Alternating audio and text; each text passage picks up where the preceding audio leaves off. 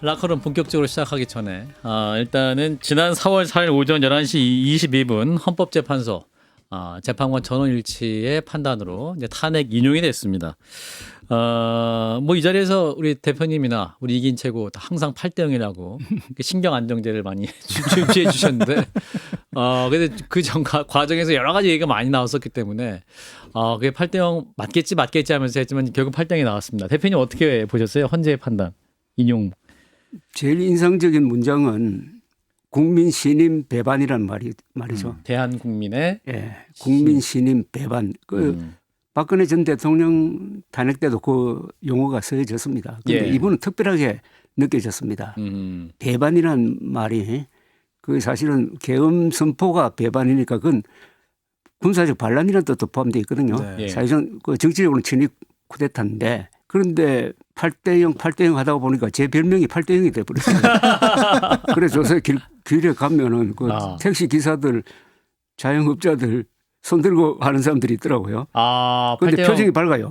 밝은 표정으로 하는 그러니까 거죠, 다행히. 정상적인 생업으로 돌아왔다는 안도감인데 그런데 8대 0으로 했으므로 후유증이 별로 없잖아요, 지금. 예, 맞습니다. 그렇죠. 순식간에 조용해져 버렸잖아요. 조용해졌습니다. 국민의 80%가 받아들이고 보수라는 사람의 3분의 2가 수용한다는 것 아닙니까? 예. 그러니까 사람들을 기다리게 해가지고 좀 지치게 만들어가지고 힘을 뺐다. 딱 선언을 하면서 결정문이 아주 좋았거든요. 맞아요. 명문이고 민주주의 교과서 아닙니까? 하나의 좋은 그 이정표를 하나 만들었다는 안도감. 그리고 그때 뭐 여기서 다 세 분이 같은 의견이었는데 8대 0으로 나오면은 혼란이 신속하게 수습이 된다. 조기 대선 국민으로 가버린다. 그럼 맞았잖아요. 맞습니다. 예. 그래서 기분이 좋습니다. 예.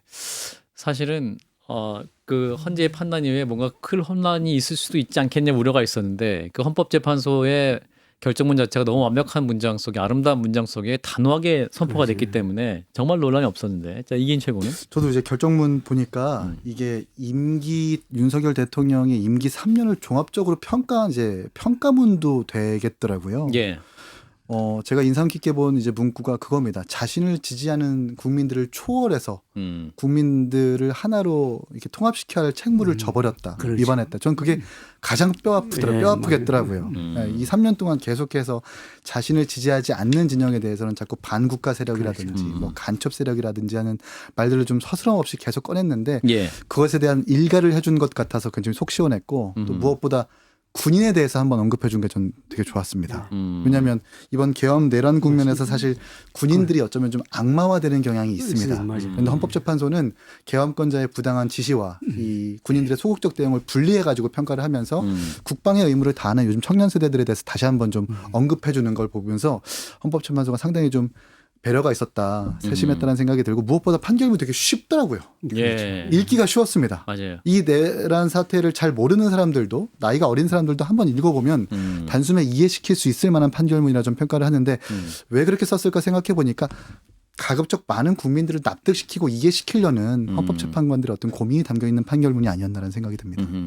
우리 대표님이 이 결정문은 우리 대한민국의 마그나 카르타 같은 역할을 해야 된다 이런 말씀하셨는데 그 충분할 정도로 좋은 문장이었다고 판단하셨습니까? 그렇습니다. 그 마그나 카르타는 1215년에 잉글랜드에서 존 왕과 귀족들이 싸우다가 이제 합의를 본 건데 그중에 60몇 개 합의인데 그중에 제일 중요한 게 두 개거든요. 하나는 아무리 왕이라도 세금을 매길 때는 귀족 회의의 합의가 있어야 된다. 이게 국회로 발전하고 자유민을 구속할 때는 적법 절차를 따라야 된다.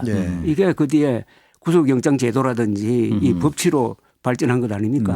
그런데 마그나 카르타가 1215년인데요. 영국에서 정권 교체를 평화적으로 하기 시작한 것은 그 470년 지나가지고 1688년 명예혁명 때부터입니다. 그 사이에 얼마나 많이 싸우고 죽이고 했는지 피를 먹은 470년이 걸렸다고요. 예. 그런데도 왜 마그나 카르타가 살았느냐. 싸울 때마다 의회 쪽에 있는 사람은 마그나 카르타를 들고 나오는 거예요. 당신들이 이런 약속을 했지 않느냐 해가지고 오방을 압박했거든요. 그래서 앞으로 우리도 앞으로 헌법적인 문제가 있을 때 국가 위기가 올 때 이번 결정문에 적힌 대로 그 논리를 가지고 말하자면 대한민국 공화국을 지킬 수 있다고 생각합니다. 그런 점에서 아주 근사한 문장이고 조금 제가 인상적으로 봤던 것은 헌법 제5조 국군의 임무를 처음으로 우리 재판소에서 인용해가지고 대통령이 이걸 위반했다고 딱 찍은 거예요. 예. 국군은 국가의 안전보장과 국토방위의 신성한 의무를 수행함을 사명으로 하며 정치적으로 중립해야 된다 이런 내용이거든요. 예. 그래서 정치 중립 위반이다 했는데 이거 처음입니다. 그러니까 국군 통수권자의 군 사용의 한계를 이번에 딱 분명히 딱 부러지게 했어요. 그리고 윤석열 대통령이 헌법재판소에 나와가지고 여러 가지 궤변을 많이 이야기했잖아요. 예. 그걸 다 인용을 했습니다. 이래가지고 이건 사실이 아니다. 이건 사실이 아니다. 각계교파죠. 그걸 다 부정함으로써 윤석열 대통령을 잡아버린 거예요. 맞습니다. 어떻게 보면은 법률 기술자 윤석열이 대통령 윤석열을 잡은 겁니다.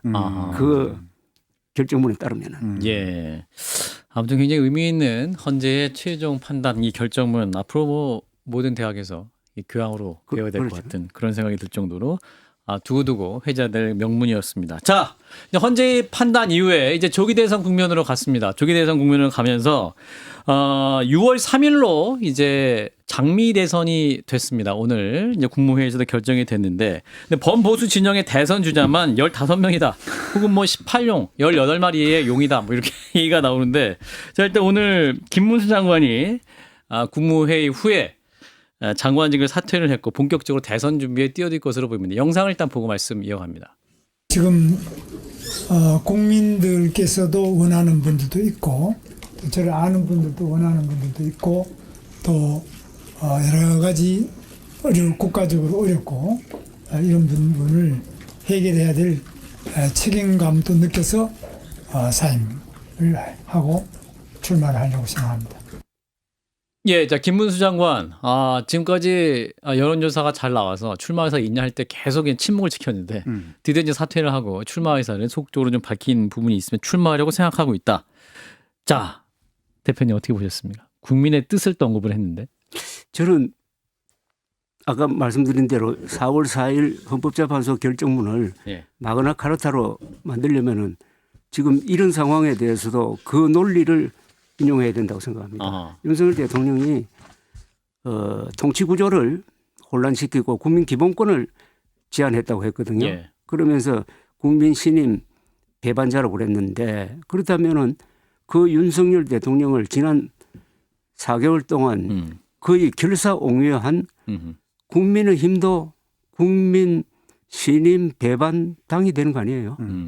그런데 거기에 대해서 두루뭉실하게 그냥 넘어가고 있다고요. 그렇죠. 그렇게 하면 안 되죠. 예. 이게 얼마나 중대한 사건입니까? 그러니까 정리된 적어도 A4 용지 한 장 되는 입장문이 나와야 되는 것 아닙니까? 예. 거기에 대해서 통렬한 반성이 있어야지. 그러지 않고 지금 조기 대선 구도로 간다가 해가지고 언론이 10여 명의 무슨 잠룡 뭐 운운하면서 소개하는 게 예. 이게 국민들에게 대한 어떤 헌법 교육을 제대로 시키는 게 아니라고 생각합니다. 예. 그렇다면은 국민 배반당이라면은 반성 없는 국민 배반당이라면은 후보 낼 자격이 없는 거죠. 또 이런 경우에 귀책 사유가 자기 당에 있으면은 후보를 내지 않는다는 당헌 당규가 있지 않습니까? 예.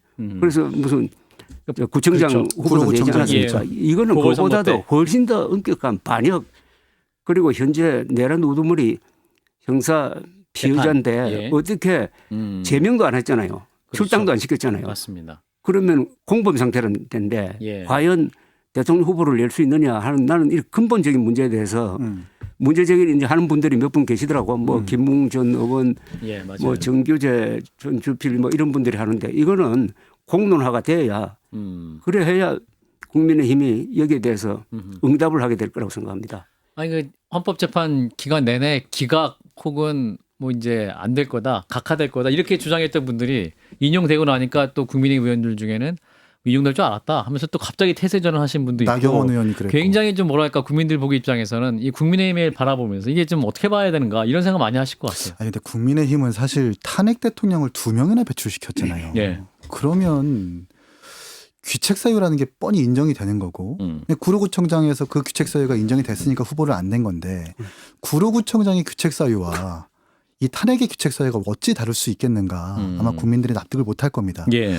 그리고 김문수 후보는 아마도 계속해서 선두를 유지할 수밖에 없을 거예요. 왜냐하면 지금 국민의힘이 그렇게 정당이 돼버렸습니다. 환경이. 아하. 왜냐하면 지금 15명, 18명 거론되고 있는데 그중에서 가장 센 당심의 어떤 표심을 얻고 있는 건 김문수 후보 혼자잖아요. 예. 사실 국민의힘이 지금 대부분의 어떤 주류적인 판단이라고 하는 것이 탄핵에 대해서 심리적으로 거부하고 있는 것이고 탄핵 내란 국면에서 계엄 내란 국면에서 그 국회에서 국회의원들의 질의에도 탄핵은 잘못됐다. 뭐 계엄이 정당하다라고 유일하게 주장했던 것이 사실 김문수 후보라서 예. 다른 후보들이 민심에서 표를 갈라먹으면 센 덩어리진 당심을 가지고 있는 건 김문수 후보기 때문에 김문수 후보가 어차피 대선 후보가 될 것입니다. 저는 이렇게 예측을 해요. 그러나 그게 맞느냐 과연. 그러니까 계엄 때문에 탄핵된 대통령에서 계엄을 옹호했었던 후보가 대선 후보에 나서는 것이 맞느냐라는 그 질문을 계속해서 받을 겁니다. 아까 이제 나경원 의원 말씀하셨는데 이분이 또 신윤심 후보로 떠오르기도 했습니다. 이제 탄핵 인용 다음 날인 5일 토요일에 이제 대통령과 사저에서 1시간 정도 차담도 했다. 그래서 윤심이 나경원 의원에게 향하고 있다. 이런 해석도 나오고 있는데 어떻게 보십니까, 대표님? 지금 요 며칠 사이에 예. 여론 변화를 보면요. 예. 저는 윤석열 대통령의 영향력이 급속도로 내려갈 거로 봅니다. 그렇다면 친윤으로 거론되고 있는 후보들의 여론 환경도 좋지 않을 거예요. 네. 그런데 한번 생각해 보십시오. 80%가 탄핵 잘 됐다고 지금 하고 있습니다. 예. 예. 이 앞으로 되면 더 예. 불어날 가능성이 있어요. 또 보수의 70%가 받아들인다 하면은 그런 여론 구조는 앞으로 친윤 후보들을 상당히 흔들 거라고 봐요. 최근 2차례 갤럽 여론조사에서 흥미로운 게 TK 지역에서 예. 그 지지율이 한동훈 전 대표가 김문수 전 장관보다 조금 앞서는 걸로 나오더라고요. 예, 두 예. 번 있었습니다. 두 번. 그리고 지금 이건 반드시 짚고 넘어가야 되는데 그동안에 4개월 동안 국민의힘이 어떤 행동을 했느냐를 안다면은 지금 대선 국면으로 넘어갔다고 해가지고 과거가 없었던 것처럼 하면 안 돼요. 그 부분이죠. 가장 모순되는 행동이 예. 부정선거 있었다는 겁니다. 예. 그죠? 자기들이 부정선거 없었다는 걸 잘 알면서도 대통령이 부정선거를 내지르니까 전부 그쪽으로 쏠려가가지고 스탑 더 스틸이라는 걸 들고 다녔잖아요. 예. 그럼 논리적으로 이번 조기 대선은 바로 부정선거를 획책하는 선거관리위원회가 관리를 할 테니까 예. 참여 안 해야죠. 그렇지 않습니까? 예. 참여하면 다 표도등 받잖아요. 황교안 총리 그렇게 논리라면. 얘기하더라고요 이미. 아니 이걸 그러니까 웃으면서 농담으로 할 일이 아니잖아요. 그러니까요.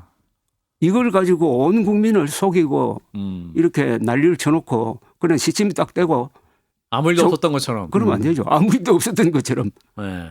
여기에 대해서 국민의힘이 입장을 세게 밝혀야지. 안 밝히면 이걸 가지고 후보 내지 말라고 해야 돼요. 사실은 헌법재판소도 이번에 대통령 탄핵 인용을 할 때 그 부정선거론에 대해서도 명백하게 아니다. 했습니다. 아니다고 아니다고 했습니다. 얘기했죠. 아니다고 했습니다. 아니라고 명백하게 얘기했는데 이 부분을 입장을 밝혀야죠. 사실 이거 사실 정말. 국민의힘에선 진짜 부정선거를 믿었던 게 아니라 부정선거를 믿고 있는 대통령을 따라간 겁니다. 그게 더 나쁜 거 아닙니까? 그게 제일 나쁜 거죠. 그게 제일 나쁜 윤석열 거죠. 대통령의 네. 영향력을 이용해 가지고 지지층에 소구하고 거기에서 이제 뭐 내지는 공천 내지는 당의 어떤 당권을 가져가야 된다라는 그렇죠. 그런 나쁜 의도가 있기 때문에 그게 이제 이번에 드러난 거죠. 이걸 통렬하게 반성을 안 한다거나 뭐 사과가 없다거나 한다면 예. 정말 조갑재 대표님 말씀대로 조기 대선 후보를 내서는 안 된다. 저도 같은 의견입니다. 예.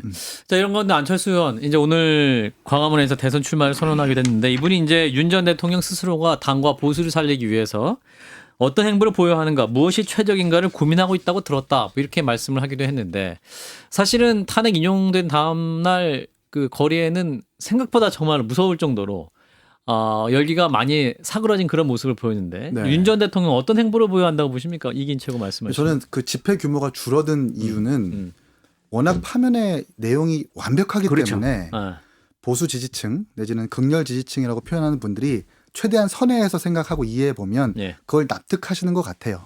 설득됐다. 네, 설득됐다. 오히려 개몽됐다. 아, 헌법재판소에 오히려 의해서 헌재 개봉됐다. 아주 집회 시위에 중요한 나왔던- 표현인데 네. 사실일 겁니다. 네, 개몽됐다. 왜냐하면 보수 성향의 재판관들이 다른 결정을 할 것이라고 예고를 하고 기대를 했지만 그런 게 아니지 않습니까? 오히려 정영식 재판관이 이런 명문의 결정문을 쓴 것 아닙니까? 집회 시위에 나온 사람들이 더 이상 이렇게 반발할 수 없다라는 이유로 집회 안 나가시는 것 같고요. 예.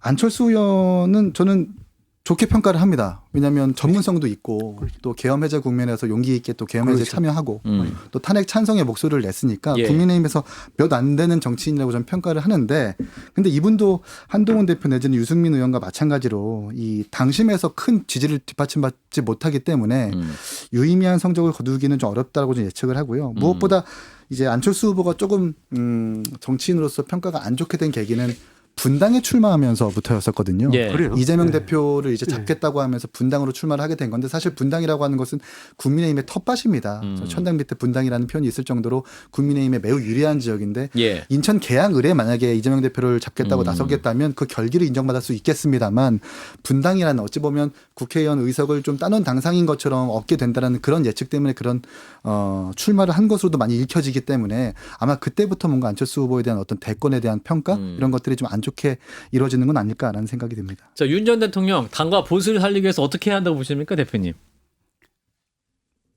스스로 탈당해야죠. 탈당. 제명되기 제명되기 전에 출당당하기 전에. 최소한이고 예. 그러니까 아무 말도 안 해야죠. 아무 말도. 아무 말도 안 했죠. 아니, 말 한마디 할 때마다 지금 국민의힘 표를 떨어뜨리잖아요. 맞습니다. 아. 그 득되는 게 어디 있습니까? 예, 예. 아까 그 이긴 최고가. 최고 이야기하는 것 중에서 안철수 저는 의원은 꼭 필요한 분이라고 봐요. 네. 왜냐하면 지난해 의료 대란 문제가 생겼을 때 이분이 그래도 반대를 했다고. 그렇습니다. 아주 상당히 힘있게 반대를 했고 음. 작년 총선에서는 이광재 전 의원하고 붙었잖아요. 그죠? 맞아요. 맞습니다. 그래, 강원전 이겼잖아요. 지사였던. 예. 그거는 안철수 의원의 저는 실력이라고 봅니다. 실력 그래서 또 이번에 탄핵 국면에서 아주 용기 있는 행동을 했고 맞습니다. 이분이 나와서 저는 탄핵 찬성하는 사람들의 목소리를 내야 된다고 봐요. 그리고 또 하나 이긴 최고가 전번에 이야기한 것 중에 이번 헌재의 결정과 연관돼서 기억나는 게 보수적 재판관일수록 헌법수호 의지가 강할 것이다 이랬잖아요. 네, 맞습니다. 그 결과가 그래 됐어요. 예. 결국 정형식 많은 사람들이 정형식 저 광장 세력은 정형식 재판관의 기대를 걸었거든. 맞아요. 자기 예. 편을 들어줄 거라고. 예, 예. 그게 아니라 지금은 배신자들. 이분이 근사한 나는 그분이 재판 진행하는 거 보니까 믿음직하더라고요. 예. 믿음직하더라고. 그런데 그 결과대로 되는데 요사이는 또 막 이분을 변절자라고 막 씹고 있더라고요. 맞습니다. 보수에서. 예. 예. 그러니까 이런 분을 우리가 우리 여론이 국민들이 보호를 해주고 그렇습니다. 이번에 대한민국을 지킨 8명의 재판관들은 앞으로 언제 동상도 만들어드려야 이렇게 형상. 여덟 분의 흉상 동상을 좀- 만들어야 된다. 한국 민주주의를 살린 분들이다. 이 정도로. 자, 그런데 이제 우리 조갑재 대표님이 한동훈 전 대표를 향해서는 기자회견이 좀 늦은 감이 있다. 김영삼 야당 총재를 생각해야 된다. 이렇게 말씀도 하셨는데 사실은 국민의힘이 후보도 내지 말아야 할까고도 하신다고 말씀하셨는데 한동훈 전 대표도 사실은 전 당대표였기 때문에 그런 큰 틀에서의 책임은 또 물을 수도 있지 않겠냐. 뭐 이런 해석도 가능할 텐데. 그런데 조금 타이밍을 좀 놓쳤다고 생각하는 것은 예. 4월 4일 헌법재판소의 결정이 나왔을 때 예. 저는 한동훈 노선이 옳았다는 평가예요. 현재의 그렇죠. 인정이다. 한동훈 노선이 옳았다. 그러니까 윤석열 대통령을 그때 제명하자고 그랬잖아요. 예. 내란이다 그래가지고 그다음에 질서 있는 퇴진 그러니까 뭐 한 5, 6개월 뒤에 퇴진하시고 그걸 합의를 했잖아요. 예, 예. 그걸 지켰으면 윤석열 대통령이 이렇게 안 될 수도 있었잖아요. 그죠? 저 탄핵도 피하고 옳았어요. 그럼 옳았으면은 옳았다는 것을 국민들한테 알려야지. 확신을 갖고. 그런데 확신을 가지고 지금까지 머뭇거리더라고. 예. 예. 4월 4일 아니면 4월 5일 했어야지. 예. 4월 6일 정도는 결국 제가 선택한 12월 3일 4일의 길이 옳았습니다. 뭐 하는 식으로 해가지고 자신의 정당성을 확실히 못을 박아버려야죠. 예. 예. 역사적인 판결에 대한 역사적인 해석이 나와야 됩니다. 그러면 그 순간에 그게 자기가 돼버려요. 자기께 예. 다 기억하게 된다고 예. 그걸 놓쳐버렸어요. 며칠 사이에. 예. 그래서 자꾸 옛날에 김영삼 총재였으면 어떻게 할까. 이분이 얼마나 결단이 빠른지. 예. 항상 이분 이야기가 중요한 순간에 틀려도 좋으니까 결정을 빨리 해야 된다. 나중에 틀리면 고칠 시간이 있다. 그런데 생각 오래 하다가는 예. 타이밍도 놓치고 아. 어긋났다고 했을 때 바꿀 방법이 없는 거예요. 왜 좀 약간 늦었을까 이런 생각 해보면 무엇보다 또 이제 보수 안에서는 박근혜 전 대통령 시기에 보면 또 배신자론 그것 그렇죠. 때문에 그걸 이제 의식한 것 그거에 같아요. 대한 의식이 좀 있어서 이제 우리 조 대표님 말씀하신 대로 바로 신속하게 하자는 의견도 있었을 텐데. 아니 구체적인 사건이 있죠. 예. 윤석열 대통령의 구속 취소 사건 때문에 아. 한동훈 대표가 국민이 먼저입니다라는 출간을 통해 가지고 전국으로 돌래다가 거기서 이제 출마 선언까지 이어질래다가 예. 한풀이 꺾였죠. 그리고 그러면서 보수의 모든 잠룡들이 사실상 볼륨이 확 줄어든 것 아닙니까? 거기서 조갑재 대표님 말씀대로 확신을 가지고 정당성을 부여한 상태에서 쭉 밀고 갔으면 모르겠는데 예. 거기서 뒤로 주춤주춤하고 머뭇머뭇거리니까 예. 사실 이도저도 안 된 것이 아닌가라는 생각이 들고 그런 의미에서 이준석 대표가 참 빠르고 좋았다. 2월 2일 갑자기, 홍대 레드로드 갑자기요? 거리에서 사실상 대선 출마 선언이라고 익혀질 수 있는 현안 기자회견을 참고로 하고 개혁신당 최고위원과 함께하고 계십니다. 그리고 누구보다 이제 대선 후보를 빨리 선출을 했는데 예. 그때는 좀 누구 이렇게 빠르냐라고 지적받았었는데 예. 지나고 보니까 개혁신당이 탄핵 인용을 굉장히 확신했구나라는 평가를 지금 듣고 있거든요.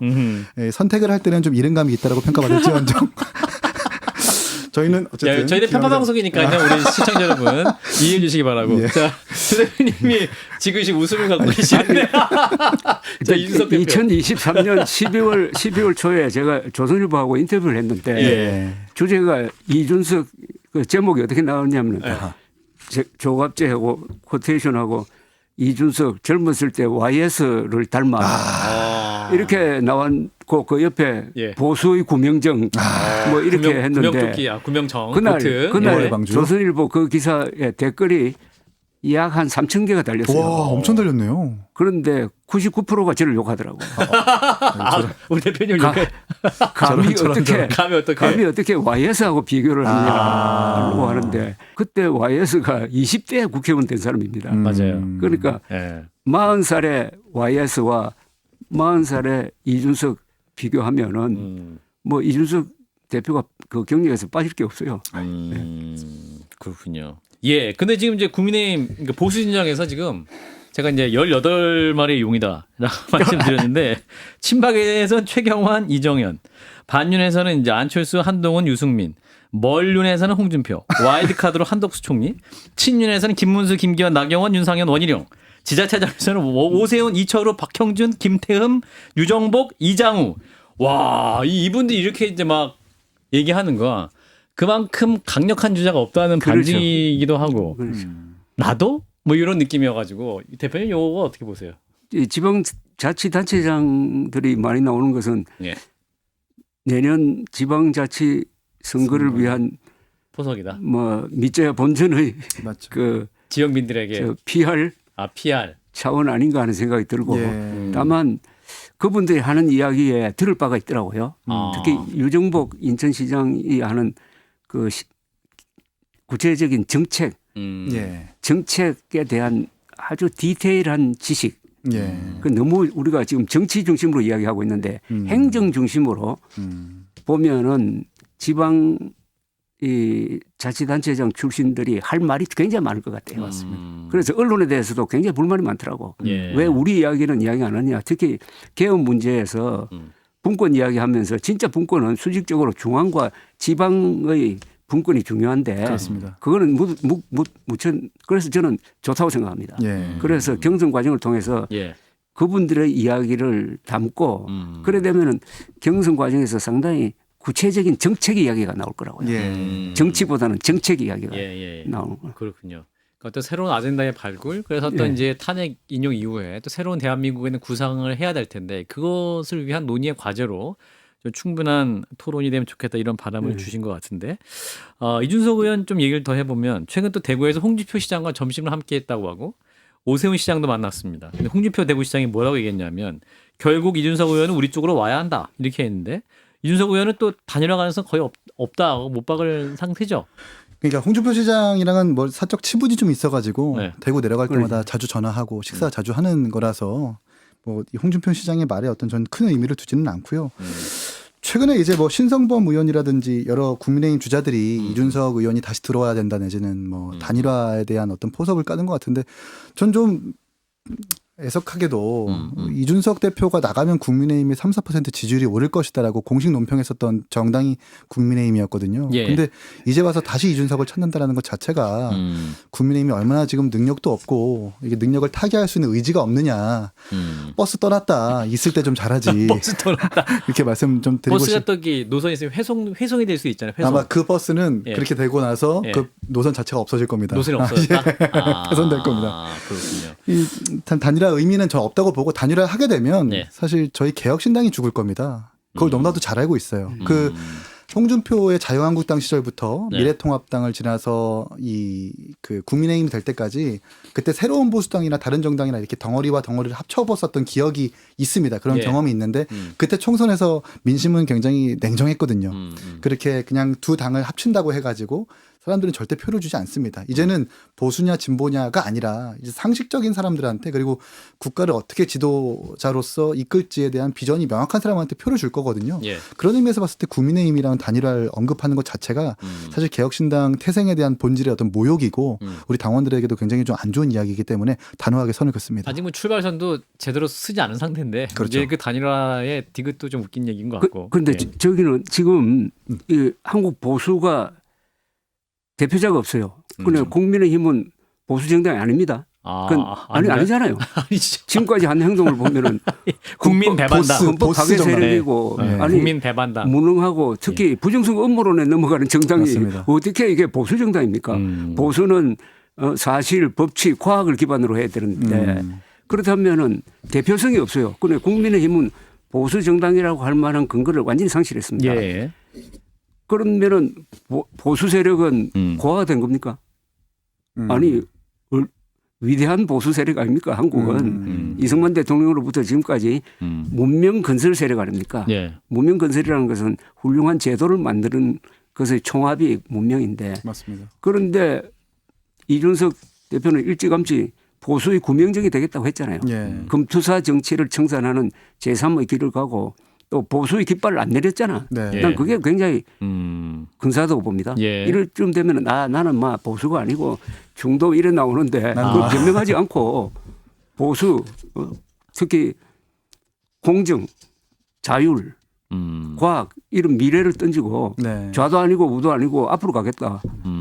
또 뭡니까 국제 위기 속의 국가 생존 전략 뭐 이런 식으로 근사한 걸 막 던지고 있다고. 네. 그러면은 이번 대통령 선거는 이재명 후보가 되느냐 안 되느냐의 주제도 있지만은 보수를 보수. 누가 대표하느냐. 네. 한국 보수의 챔피언은 누구냐. 아하. 정통성이 어디에 있느냐를 가지고 싸워야 돼요. 아하. 마침 또 이재명 대표도 본인도 중도 보수다라고 그러니까. 얘기를 했고 그러니까 그게 중도 보수 근사한- 호소인가 가짜 보수와 개혁 보수의 싸움인데 보수의 챔피언 누구인가? 네, 보수의 챔피언이 이재명 대표 되면 어떻게 해요 그러면? 그럴 리는 없을 겁니다. 알겠습니다. 열심히 하겠습니다. 저희가. 열심히 하겠습니다. 하겠습니다. 자 일단은 이제 조기 대선의 어떤 열기가 이제 점점 무르익고 있는 것 같습니다. 자 그런.